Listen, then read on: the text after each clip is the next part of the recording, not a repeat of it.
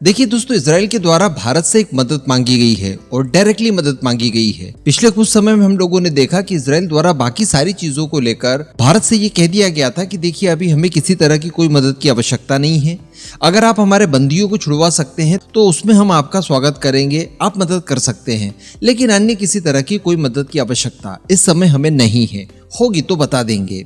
अब इसी बीच खबर निकल कर ये आती है कि इसराइल द्वारा भारत से एक्चुअली मदद मांगी गई है और ये मदद मांगी गई है हमास को लेकर। इसराइल ने भारत से रिक्वेस्ट की है कि क्यों ना आप भी हमास को एक ऑफिशियली आतंकवादी संगठन डिक्लेयर कर दें। इसके पीछे कुछ लॉजिक भी है। डेफिनेटली इसराइल और भारत आपस में अच्छे मित्र हैं। दुनिया में जितने भी इसराइल के क्लोज रिलेशनशिप वाले देश हैं, उन सभी देशों ने हमास को एक आतंकवादी संगठन डिक्लेयर कर रखा है। फिर आप यूरोपियन यूनियन को ले लीजिए, अमेरिका को ले लीजिए, अल्टीमेटली जो वेस्ट नेशंस हैं, इन सभी के द्वारा हमास को आतंकवादी संगठन रिकॉग्नाइज किया गया है।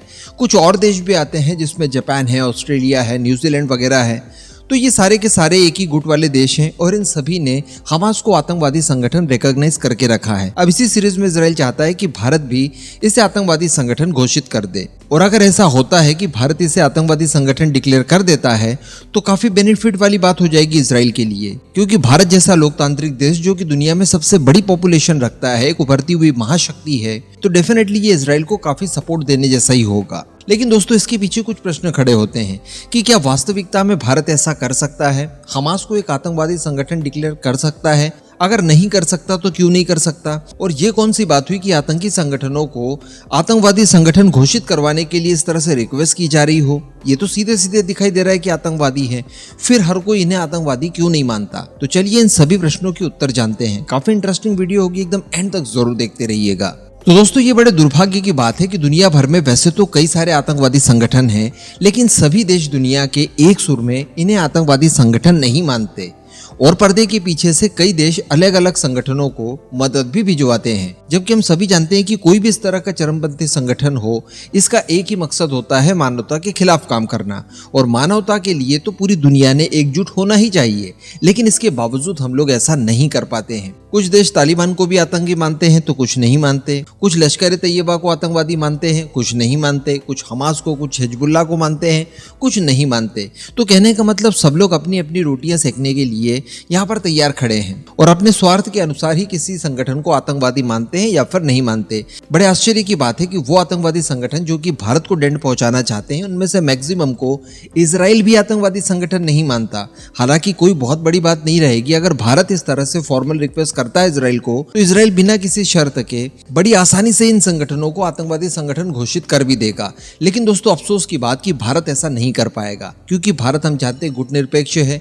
और हमास की अगर बात की जाए तो हमास के पक्षधर कई सारे मिडिल ईस्टर्न देश हैं जिनके साथ भी हमारे अच्छे रिलेशनशिप हैं। और अगर हम लोग एक तरफा इसराइल के कहने पर हमास को आतंकवादी संगठन डिक्लेयर कर देते हैं तो उनसे हमारे रिलेशनशिप और भी बढ़ जाएंगे, और इसमें भारत को होगा बहुत ज्यादा नुकसान। ओआईसी के मैक्सिमम देश इस समय हमास को डायरेक्टली समर्थन दे रहे हैं, और हमास को समर्थन देने वाले इन सभी देशों से हमें अच्छे रिलेशनशिप मेंटेन करना है। ये इस समय की एटलीस्ट हमारी मजबूरी है। लेकिन ऐसा क्या रास्ता हो सकता है कि ऐसे सभी संगठन जो कि मानवता के खिलाफ काम कर रहे हों, इन्हें एक सुर में पूरी दुनिया आतंकवादी संगठन घोषित करे, ताकि इस तरह के संगठन फल फूल ही नहीं पाए। जब कोई देश किसी संगठन को आतंकवादी संगठन नहीं मानता तो वो उसकी मदद भी कर सकता है डायरेक्टली, और एक्चुअली ऐसा होता है। वैसे अच्छी बात यहाँ पर देखने के लिए ये मिली है कि भारत किसी संगठन को आतंकवादी माने ना माने, लेकिन किसी को भी डायरेक्टली मदद नहीं करता। लेकिन पश्चिमी देश, रशिया, चाइना या मिडिल ईस्ट के बाकी कुछ देश, ये लोग जिस चरमपंथी संगठन आतंकवादी संगठन नहीं मानते, उन्हें मदद भी भेजते हैं, जिससे कि उनकी ताकत लगातार बढ़ती जाती है